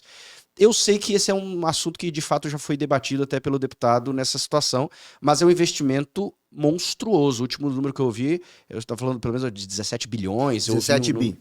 É um número muito alto, até para qualquer, mesmo que a gente converter em dólar e alguém em dólar traga esse dinheiro, ainda é um número muito alto. Para qualquer investidor internacional é grande, para qualquer empresa multinacional brasileira ou de capital nacional é grande, para o BNDES é grande, para o governo federal é grande, é um problema grande para se resolver. Mas é possível resolver? É possível. E aí tem o que está sendo colocado. Bom, primeiro só fazer um paralelo. Tá. É fundamental nós termos uma solução logística para o Mato Grosso do Sul através de ferrovia. Desde 1914, o sul de Mato Grosso, que era o sul de Mato Grosso, gozava de uma ferrovia que ligava Corumbá até o Porto de Santos. Isso é de 1914. Nós estamos em pleno 2024 e a ferrovia está sucateada. Então, assim, nós conseguimos fazer. Brasil, em 1914, dava conta de ter essa ferrovia. E hoje em dia nós estamos com dificuldade. Mas por que você acha que essa diferença de 1914, no qual nós tínhamos uma dificuldade logística, nós tínhamos menos captação de recursos e conseguimos fazer isso e hoje existia um objetivo do Estado brasileiro de ocupar e de integrar o sul de Mato Grosso ao território nacional. Pensa que em 1914 você não estava muito distante de 1864 a 1870. O que aconteceu de 1864 até 1870? Guerra do Paraguai. Então a Guerra do Paraguai ocorreu no sul de Mato Grosso com a invasão e o Império Brasileiro não conseguia defender o território porque não tinha acesso, não tinha estrada, não tinha absolutamente nada. Então era o objetivo do Império Brasileiro fazer essa ligação e com o advento da República, os governos buscaram construir essa linha férrea até por estratégia militar. Então, e aí depois disso, até que se construiu um ramal de Campo Grande até Ponta Porã, até mesmo por conta da questão militar, inclusive no governo Vargas. Então, ela é centenária, essa ferrovia. Esses ferrovia. sucateamentos aconteceu em que momento e por qual motivo? Aí o que aconteceu? Você Passou o século passado inteirinho com essa ferrovia servindo ao sul de Mato Grosso, depois serviu ao Mato Grosso do Sul. Na década de 90, o Brasil, pós-democratização, nós estamos em governo Collor, governo Itamar, governo Fernando Henrique, e é um momento de abertura da economia brasileira ao capital estrangeiro, a economia nacional extremamente fechada, e a gente querendo atrair capital internacional, querendo desregulamentar, privatizar, concessionar. Eu acho que as privatizações foram bem feitas na maior parte do Brasil. A telefonia, muito bem feita. Embraer foi vendida, muito bem feita. Os bancos, o Banespa virou o Santander, tudo isso foi muito bem feito em prol do Brasil. Agora, algumas coisas deram errado. Um caso onde errou-se na privatização chama-se ferrovia. Nós vendemos essa ferrovia em 1996 para um grupo de capital norte-americano que era conhecidíssimo internacionalmente como um fundo abutre. O que é o fundo abutre? Ele só pega carniça, ele só pega galinha morta, ele compra barato porque ele tem dinheiro em dólar, a moeda está desvalorizada, ele tem poder de compra, ele compra com o objetivo de vender, ou de desmembrar e de vender. Então você pegou um grupo que não tinha o objetivo de operar a ferrovia. Logo que inicia-se essa concessão, o ramal Campo Grande Ponta Porã ele já desativa. Tá? Foram vendidos, depois essa empresa... Por que não dava tanto dinheiro? Não valia tanto a pena? Primeiro que também não tinha, a rentabilidade não era tão grande. Tá? E essas ferrovias no passado davam prejuízo e eram bancadas pelo Estado. Quando chega esse privado, é para ele dar uma nova versão, uma versão moderna. Mas esse grupo, especificamente, senta e cria uma série de problemas para o Estado brasileiro. É vendido, acaba caindo na mão, vai para a ALL, e depois a América Latina Logística, e por último cai na mão da Rumo. Passaram-se inúmeros anos sem fazer investimento. Hoje, essa ferrovia, ela só trafega a 12 a 13 km por hora, as composições. Não vale a pena. não vale a pena. Você não tem como transportar mais. Hoje em dia, você é empresário, você sabe que você tem que entregar seu produto no just in time, você tem que atender a logística. Você imagina você andando a 12, 15 km por hora numa ferrovia? Não tem como, é um cavalo. Tá? Então ela está totalmente sucateada. E aí depois chama-se, olha só que coisa, agora quer chamar iniciativa privada para resolver um problema. Agora, quanto que custa para revitalizar ela integralmente? 17 bilhões. Mas quando você fala 17 bilhões, é de que trecho que trecho? É de Campo Grande até... Santos, de novo? Mairinque. Mairinque, no estado de São Paulo, fica a cerca de 100 quilômetros de Santos. Tá? Então ela vai de Corumbá, vai em Campo Grande, Três Lagoas, entra no interior do estado de São Paulo, chega até Mairinque, e de Mairinque desce a serra até Santos. Tá? Então, de Corumbá até Mairinque, é cerca de 17, 18 bilhões de reais. Agora, isso é inviável. É inviável. Como resolver? Como resolver? Nós passamos o ano passado inteiro discutindo isso. Eu participei das discussões com a NTT, junto com o governador Eduardo Riedel. E a solução que foi proposta foi o seguinte: vamos fatiar o problema. Qual é o trecho que é rentável? O trecho de Ribas do Rio Pardo até Três Lagoas é o chamado Vale da Celulose. O que tem nesse local? Tem a Suzano, você tem a Eldorado, você tem a Arauco, International Paper, Klabin, essas outras empresas que até fundiam os players. De maneira pesada. A indústria, seja da celulose, do papel, seja da MDF, e vão utilizar aquilo. Então, esse trecho é altamente rentável, não tem dúvida nenhuma. Então, o governador falou, ok, vocês querem revitalizar esse trecho? Não pode só ser Ribas da Três Lagoas, tem que ser pelo menos chegar até a capital. Então vai chegar a capital até Três Lagoas, vai ser totalmente revitalizado. Hoje ela tem a chamada bitola estreita, que é a bitola métrica. O tamanho do trilho é de 1 metro. É aquele trem antigo. Hoje em dia não é mais assim, ele é bitola larga. Então vai ter bitola larga, e para trens mais pesados, trens mais rápidos, trens mais ágeis.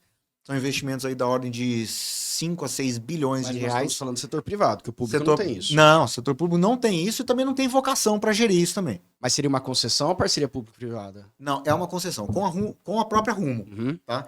Então a Rumo faria essa revitalização, Campo Grande até Três Lagoas. Aí você fala, bom, mas e depois de Três Lagoas, como é que faz no estado de São Paulo, se não vai revitalizar? De Três Lagoas, criaria-se um novo ramal até Aparecida do Taboado, que fica no nordeste do estado, né? Então mais quase 100 quilômetros até Aparecida. E de Aparecida, pega um trilho que já existe, a chamada Malha Paulista, e chega até Santos. Essa Malha Paulista está em funcionamento? Essa Malha Paulista está em funcionamento, é da própria Rumo, é perfeitamente viável.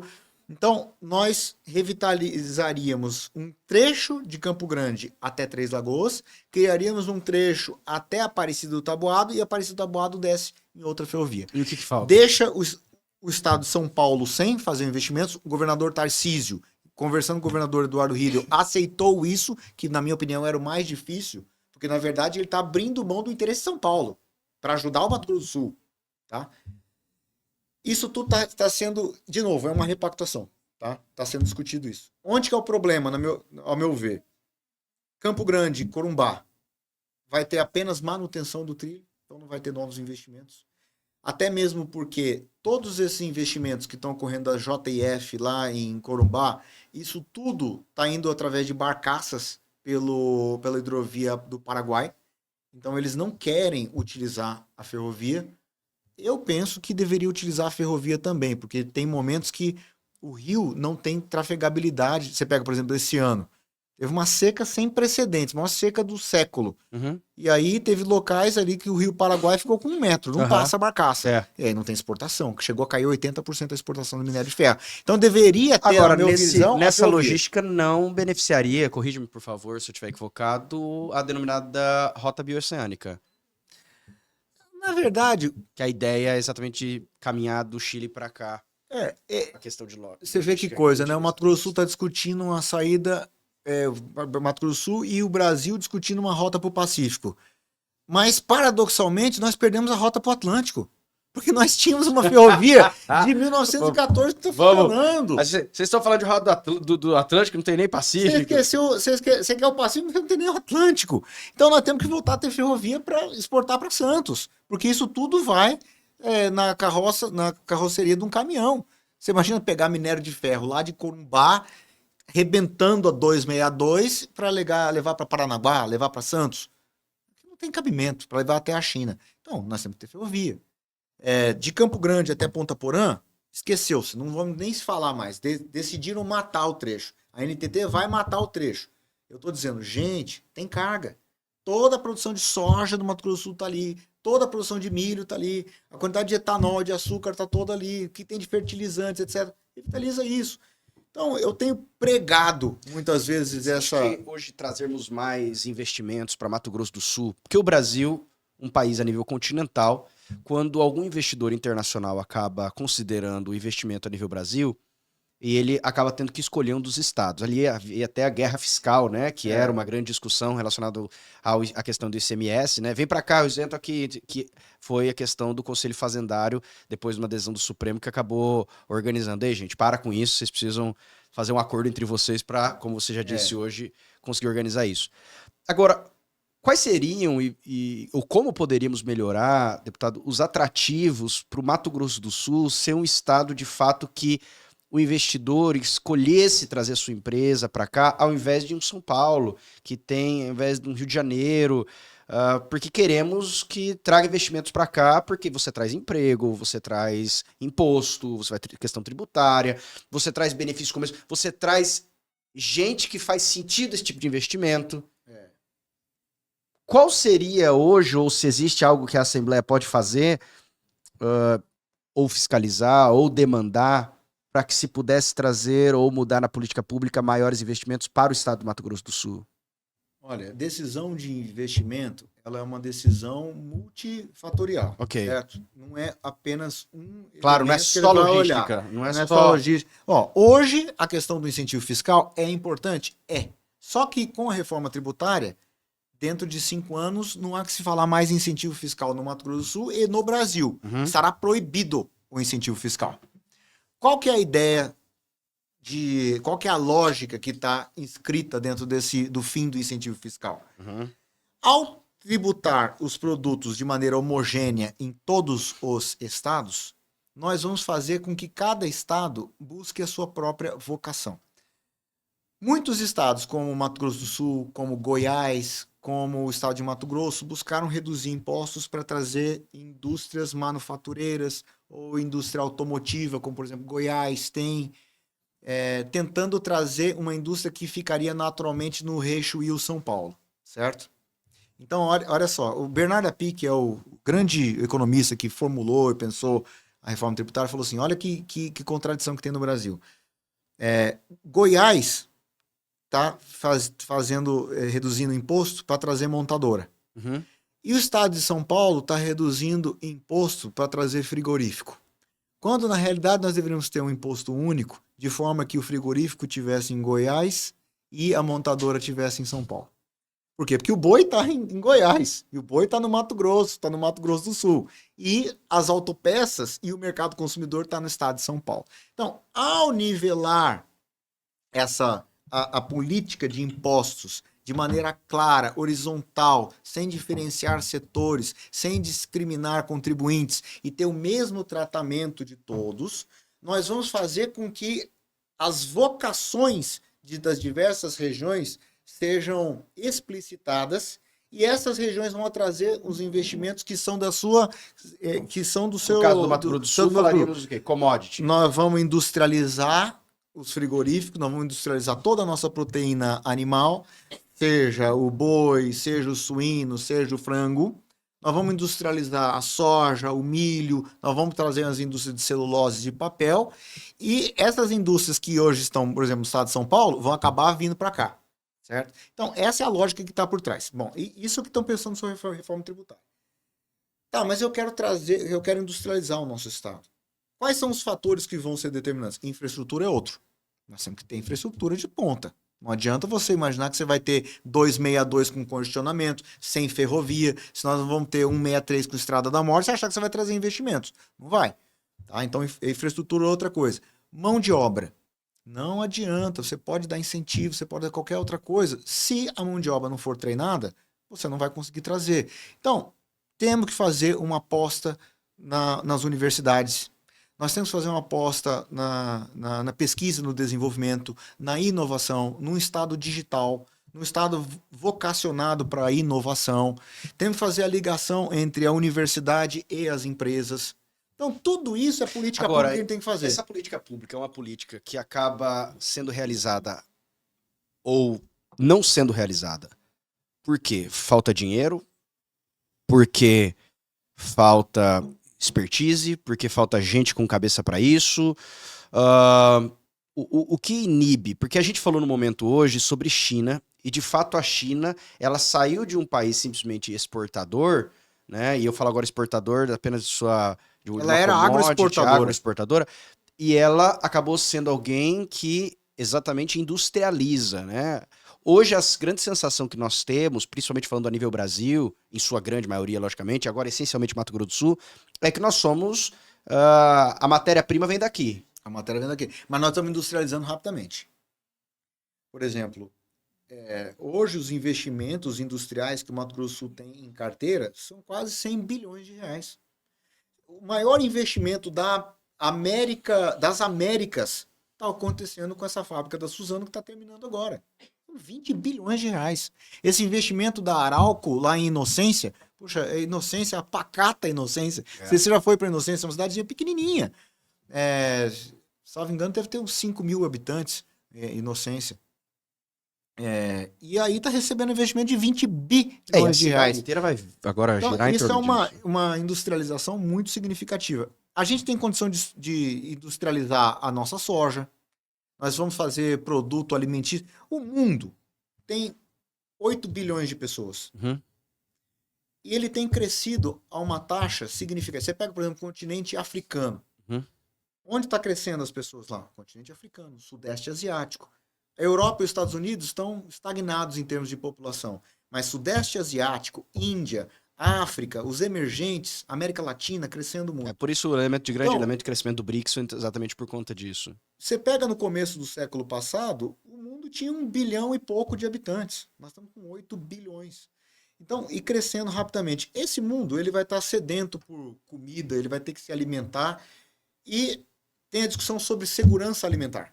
É o food security. Uhum. E tem também a discussão sobre a mudança climática, que é o climate change. Okay. Então, na minha visão, são essas duas grandes forças que vão definir o mercado de alimentos no mundo.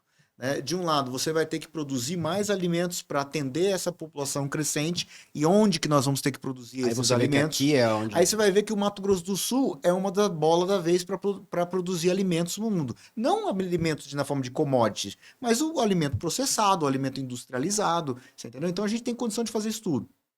Mato Grosso do Sul tem aproximadamente 36 milhões de hectares. Se nós fôssemos um país, nós seríamos exatamente do tamanho da Alemanha. E nós temos cerca de 3 milhões de habitantes, que é mais ou menos assim a população da zona leste de São Paulo. Então é a zona leste de São Paulo vivendo dentro da Alemanha. Nós temos verdadeiros vazios geográficos. Hoje no estado, nós produzimos, desses 36 milhões, nós temos aproximadamente 4 milhões e meio de hectares de soja. Em 2010, nós tínhamos apenas 1,5 milhão de hectares de soja. Então, nós crescemos aí de maneira significativa. Quase 3 milhões aí de hectares. 4 milhões e meio que chegamos. Isso aconteceu com desmatamento? Nada. Hoje, no Mato Grosso do Sul, existem 10 milhões de hectares, que são as áreas de florestas, de remanescentes, de rios, de montanhas. Se você for olhar em 2010 e 2024... você vai ver que é praticamente inalterado os 10 milhões de hectares de floresta. Então, onde que está crescendo essa soja? Está crescendo em cima da área de pastagem. Então, por exemplo, o boi, aquela pecuária extrativista, aquela que o cara não investe em nada, com pasto rapado, a vaquinha lá em cima, isso tudo é coisa do passado. Então, nós temos que ter uma pecuária moderna, produtiva, uma agricultura, integração da lavoura, pecuária da floresta. Isso tudo está acontecendo em áreas antropizadas. Mas acho que eu acho muito interessante esse aspecto que você trouxe, de fato entendermos qual é o nosso forte. Porque às vezes você quer trazer uma ênfase naquilo que de fato não é a ênfase do seu bioma. Vou dar um exemplo. Eu admiro demais aqui, foi feito agora, surpreendentemente, no Mato Grosso do Sul, Terroir Pantanal, né? Ali onde temos uma plantação de uvas, algo sensacional. Entretanto, inquestionavelmente, o Mato Grosso do Sul, como terra e como si, como terroir, não é a mesma ênfase do Rio Grande do Sul. Não. Né? Então, darmos uma ênfase nisso, não seria algo que imagino sábio. Agora, falando sobre essa questão de terra, em que você acabou pontuando, e eu sei que você até já se manifestou sobre isso, houve principalmente há algum tempo atrás, um movimento sem terra e um movimento de invasão muito grande exatamente por conta desse elemento. O Mato Grosso do Sul tem muita terra, e você fez um comentário aqui, até sobre uma diferença entre 1 milhão de hectares e 3 milhões de hectares, que cresceu, significa que antes talvez não estava tudo isso produtivo. Não. Existe ainda área, existe ainda questão... Áreas pouco produtivas. Pouco produtivas. Qual é a percepção sua, deputado, sobre essas áreas não produtivas e sobre essa questão de redistribuição de terra, movimento sem terra, invasão de terras? Qual é a perspectiva sua sobre esse assunto? Eu acho que o mercado vai dar uma solução como ele está dando da maneira mais correta para esse problema. Então, por exemplo, se tem uma atividade rentável, que é a agricultura do nosso estado, ela naturalmente ela vai entrar em áreas, ela vai começar a entrar em áreas que eram de pecuária, por exemplo. Então, a área de pecuária era cerca de 20 milhões de hectares. Hoje, se não me engano, está em 16 ponto alguma coisa. Então, essa área, ela foi dando lugar para a soja. Então, o que aconteceu? É o mercado quem vai encontrar um novo uso da terra olhando as potencialidades. Portanto, não deveria ser caso de distribuição de terra. Eu não acredito. Aí eu pessoalmente. Claro. Eu não acredito. Primeiro, eu acho que invasão de terra é crime. Tá? Okay. Eu acho não, é crime. Tá definido dentro da lei e o Brasil tem sido muito leniente com relação a isso, tem sido frouxo e nós temos que combater de maneira vigorosa a invasão de terra. Porque você tem que respeitar o direito de propriedade, que é um preceito fundamental dentro da Constituição, você ter o direito de propriedade. E não tem crescimento econômico se você não respeitar o direito de propriedade. Isso tudo vai acabar com os investimentos, acaba com o crescimento econômico, e isso é a receita para a gente virar país atrasado, como a gente tem em outros casos. E não trazer investidores, como nós estamos falando. Etc. Claro. E tal. Tá? Então, eu acho que o movimento sem terra, reforma agrária, eu acho que é até possível. Esse é um ponto. Agricultura familiar, faz sentido em alguns casos? Sim. Reforma agrária dentro da lei? Sim, faz sentido. Agora, invasão de terra, barbárie no campo, violência para atingir um determinado objetivo de política pública, eu sou absolutamente contra. Inclusive, sou membro da Frente Parlamentar Invasão Zero. Seja de invasão de sem terras e invasão de indígenas, que é um problema de natureza distinta, mas, ao mesmo tempo, na ponta, o produtor rural entende, ele está titulado, ele está legalmente, ele está centenas de anos com aquela propriedade, para ele é uma invasão de terra. Então, acho que nós não podemos caminhar desse lado. E o futuro da humanidade está dentro das cidades, né? Se você for pegar, olha os Estados Unidos. Os Estados Unidos tem mais de 300 milhões de habitantes. Hoje, deve ter algo em torno de 2 a 3% da população norte-americana vivendo no campo. E por que isso ocorre? Porque você migrou para a cidade, é dentro da cidade que tem oportunidades, é lá que você vai crescer, que os salários são às vezes pagos melhor, você tem oportunidade de estudo, de saúde, de lazer, de entretenimento, é a visão mais cosmopolita, etc. Então, o ser humano foi migrando historicamente para dentro das cidades. E no campo? Como é que nós vamos alimentar esse povo todo? Com uma agricultura moderna, com uma agricultura voltada para o mercado, com uma agricultura totalmente mecanizada, que é uma pessoa dentro de um trator, o trator lá que custa às vezes R$ 1 milhão, com uma colheitadeira altamente tecnológica, com GPS, e cada vez precisa de menos com a cabine, gente, né? ouvindo o peão, ouvindo música sertaneja e pilotando o negócio. Ou seja, não é aquela visão de uma terrinha pequenininha para cada um, com baixa produtividade, onde o cara vive de cesta básica, precisa de ajuda do governo para chegar no mês. Isso é passado. O que nós temos que ter? Ter uma agricultura moderna, que respeita o meio ambiente, que produz alimentos em grande escala, com eficiência, baratos e acessíveis para alimentar toda a população urbana e mundial. Então, acho que isso que é a visão de futuro para que a gente possa ter, seja do nosso agro, seja para o desenvolvimento do Mato Grosso do Sul. E politicamente? Hoje, como eu disse, você não tem uma trajetória, e aliás eu gosto disso, tá? Vou dizer de maneira até particular, não tem uma trajetória longa na política. Eu me lembro Não. de um presidente americano, me esqueço agora o nome dele, que dando uma entrevista em Harvard, eu lembro dessa entrevista, ele disse que havia 2 pressupostos que ele recomendava para qualquer um entrar na política. O primeiro, que seus filhos fossem criados. Porque ele disse, depois que você entrar, você vai conseguir conviver cada vez menos com a sua família. Esse é um problema. E ele disse, essa é uma questão prática, porque você vai, principalmente, imagina Brasília, né? A questão disso. E o segundo que ele disse era, crie um negócio antes, para que você não dependa financeiramente da política, porque ela não se torne só um emprego para você. Porque tem gente que, às vezes, o salário da vida dele é o salário da política. Se amanhã ele perder o cargo, ele perdeu toda a Esse é outro renda problema também. dele que ele acaba tendo. Mas hoje você está tendo uma experiência como deputado estadual. Né? É algo que, de fato, não sei se é aquilo que você esperava ou não por dentro, porque você já trabalhou como secretário, já trabalhou como secretário adjunto, já trabalhou como secretário principal de finanças e agora entrou num outro cenário. E muitas das coisas que nós falamos aqui hoje são coisas de voz, mas que tem a ver com federal, a nível federativo. É verdade. É muito assim, eu tô indignado com isso, mas é o Congresso que pode fazer alguma coisa. Eu tô indignado com isso, mas é alguma coisa a nível federal que se pode fazer. Sua perspectiva hoje, e é lógico que na política tudo muda, você tem gostado da política? Você pensa em continuar? Você pensa em ir para um nível federal para que a voz possa ser ouvida de maneira... Vou usar a expressão que a senadora Soraya falou para mim.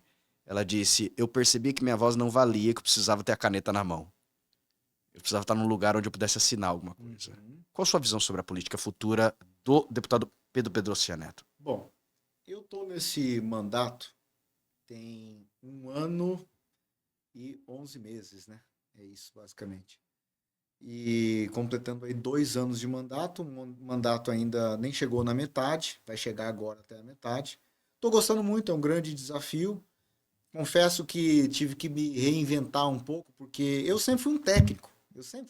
Eu gostava de ser secretário porque podia aplicar as coisas que eu tinha aprendido, que eu acreditava como na minha formação de economista, mas eu nunca tinha vivenciado a política partidária, nunca tinha testado meu nome na urna. E é um desafio, viu? Vou te contar que é uma experiência única você disputar uma eleição. Porque você aprende muito também, né? Você sai dentro da sua zona de conforto, você tem que pedir voto para todo mundo. E no meu caso eu tive quase 16 mil votos. Tem muita gente que fala, mas não é muito, mas vai lá, ter 16 mil pessoas apertar o seu número na urna é bastante, não é pouca coisa. E eu gostei dessa experiência. Eu acho que eu estou aprendendo ainda muito, buscando crescer nesse mandato, fazer um mandato de entregas. Estou buscando servir ao Mato Grosso do Sul. Esse é o meu objetivo, é não me servir da política, mas servir as pessoas com essa visão de liderança. E com a ideia de que a política, a política e o poder, ela não pode ser um fim em si próprio. Uhum. Então, na realidade, a política ela tem que ser um instrumento para uma coisa maior. É lógico que quem joga o campeonato, o jogador que joga o campeonato, quer ir para a seleção brasileira. Claro. Né? Eu quero crescer também. Quem sabe no futuro eu tenho condição e musculatura política para que eu possa ser um deputado federal, pode ser senador, pode ser prefeito, pode ser governador. Eu gosto muito do executivo. Acho que pela minha característica, que é mais técnica, que eu poderia, dentro do executivo, dar uma solução, uma contribuição. Uhum. Tal como eu dei em Campo Grande. Eu peguei uma cidade absolutamente quebrada em 2017, que tinha... Quando você foi secretário de Finanças. Finanças. Fui secretário de Finanças. E nós tínhamos 2 folhas em atraso. Sabe o que é 2 folhas em atraso? Estamos falando mais de 300 milhões de reais em atraso de servidor. Sem pagar 13º, sem pagar os hospitais, uma situação de caos, verdadeiro caos. E nós entregamos Campo Grande melhor do que nós pegamos. Você lembra qual caixa que você entregou? 892 milhões de reais em caixa no dia 31 de março de 2022. Então, vou repetir, 892 milhões de reais em caixa, quase 400 milhões de reais para livre movimentação no Tesouro. Que não estava preso, né? Que não Vinculado. estava preso, que é o dinheiro de liberdade para você mexer. o 13º provisionado, mais de 130 milhões de reais na saúde, mais de 30 milhões na ciência social, mais de 30 milhões na iluminação pública, 1 bilhão, mais de 1 bilhão de reais em financiamentos em carteira e diversas obras na cidade. Então, uma Campo Grande melhor do que nós recebemos. E com o terceiro menor endividamento entre todas as capitais do Brasil. Que muitas pessoas, às vezes, até olham a situação de Campo Grande e falam, mas Campo Grande é endividado. Gente, basta você olhar os números. Campo Grande tem um indicador que é o comprometimento da receita corrente líquida com dívida com bancos. Campo Grande tem 19% de comprometimento. Ou seja, para cada R$1 que ela arrecada, ela só deve 19 centavos com dívida com bancos. É o terceiro menor endividamento entre as capitais do Brasil. Então, Campo Grande pode ainda, se quisesse, dobrar a sua dívida com bancos, com financiamentos, ainda assim teria um endividamento relativamente modesto perto de outras Que, aliás, capitais. É curioso você dizer isso, porque eu me recordo, se não me falha a memória, que a atual legislatura falou que tinha recebido com caixa ruim. Aí são essas coisas ruins da política, porque você vê a busca de uma narrativa de um grupo político que nos sucedeu e buscou, para se legitimar, construir uma narrativa de que teria pego uma prefeitura com terra arrasada, sem dinheiro em caixa, com déficit. Eu fui na Câmara inúmeras vezes e publiquei um relatório de gestão fiscal mostrando que nós não tínhamos déficit, nós tínhamos superávit. A nossa receita era maior que a nossa despesa em 242 milhões de reais de superávit. Ou seja, se não fizer nada, só deixar o carro andar. Poxa, então assim, é narrativa, né? Uhum. Bom, eu busquei, dentro dessa campanha, tornar público isso pela defesa do nosso legado, defesa daquilo que eu trabalhei. Olha, dentro da gestão pública não tem trabalho perfeito e não tem obra pronta, mas eu não tenho dúvida nenhuma que a nossa atuação nesses 5 anos e 3 meses que eu tive à frente da Secretaria de Finanças de Campo Grande, eu entreguei uma cidade muito melhor do que eu peguei. Por quê? Porque eu amo essa cidade, eu sou campograndense, eu trabalhei com espírito público, eu trabalhei com um caráter republicano, eu queria ver Campo Grande crescer mais. E acho que quem pegou deveria ter esse reconhecimento e olhar para frente, olhar menos para o passado e olhar para o futuro. Sabe que é o que você comentou hoje? Eu acho que essa é uma grande diferença. É que se nós começássemos a entender esse caráter republicano, e não necessariamente entender... Eu não vou nem falar agora de esquerda e direita, eu vou falar de partido A, B ou C, mas entender que todos têm o mesmo propósito comum, que é o bem da população e que de fato é... Poxa, imagina só se a gente se tornar o melhor estado, a melhor cidade, o melhor espaço para se viver. Isso vai fazer uma vida boa onde nós estamos. Sabe que isso me traz a recordação, é curioso lembrar dessa palavra, quando dentro de um dos cativeiros bíblicos do povo de Israel, da Babilônia, quando, se não me falha a memória, o profeta Jeremias diz, orai pela paz de onde vocês foram levados. Porque eles falavam, a gente está na Babilônia, vou agradecer pela Babilônia, porque Babilônia morra. Mas o profeta disse, orai pela paz do lugar onde você está, porque na sua paz tereis paz. E é interessante isso. Eu posso não estar no melhor cenário, no melhor lugar onde eu estou. Eu posso não estar no melhor governo. Mas eu gostaria muito que esse governo fizesse um excelente governo, seja municipal, estadual, federal, para que eu tenha uma boa vida. É que a política nem sempre está vocacionada para o bem. Essa que é a verdade. Né? Às vezes, dentro da lógica política, faz mais sentido... derrotar o outro, faz mais sentido eleitoralmente essa guerra entre um campo e outro do que necessariamente fazer com que a coisa ande. Então, eu vejo assim a nossa discussão nacional, discussão às vezes local, muito apequenada. Eu vejo que os grandes temas, os grandes debates nacionais, estaduais, às vezes até municipais, estão escapando da opinião pública e nós estamos olhando, às vezes, uma guerrinha entre direita e esquerda. Essa polarização não é só no Brasil, é no mundo como um todo, né?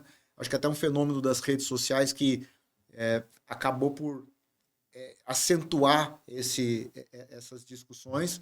Mas eu acho que, assim, às vezes a política ela fica dentro de um campo tão destrutivo do embate entre grupos que a gente esquece que nós temos um país para cuidar. Agora, Pedro, diante dessa perspectiva, você acha que políticos que têm esta visão